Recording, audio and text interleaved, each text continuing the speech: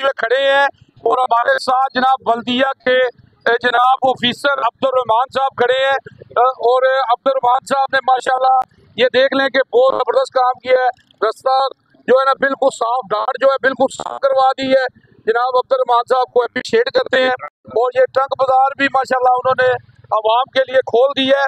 तो जनाब अब्दुर्रहमान साहब, जनाब कि आप क्या कहते हैं, ये आपने ये कैसे किया ये? जी बिल्कुल, ये जनाब डिप्टी कमिश्नर साहब और हमारी मैडम एडमिनिस्ट्रेटर साहिबा साहिबा के हुक्म पर पूरे जिले में एंटी इंक्रोचमेंट ड्राइव शुरू है, जिसपे आपने देखा है मशीन मल्ला नंबर 3 ज्यादा और शानदार चौक तक हमने तमाम कागजात, शेड वगैरह, थड़े वगैरह सारे रिमूव कर दिए हैं। अभी हम सेकंड अटेम्प्ट पे बाजार के अंदर जो है हमने इंक्रोचमेंट करना शुरू कर दी है।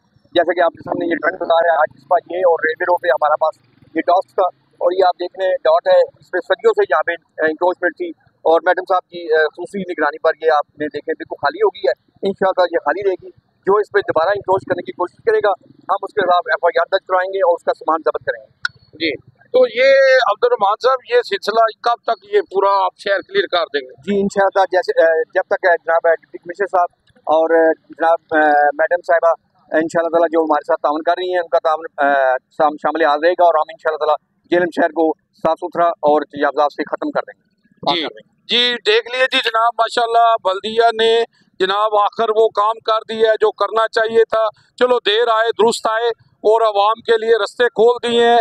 आवाम को भी चाहिए कि जनाब इस्लाम की रूह से देखा जाए तो रास्ते से पत्थर भी उठाना सदका है, तो आवाम को भी चाहिए कि जनाब इनका साथ दें और वल्लाह खैर और राज़िकीन है।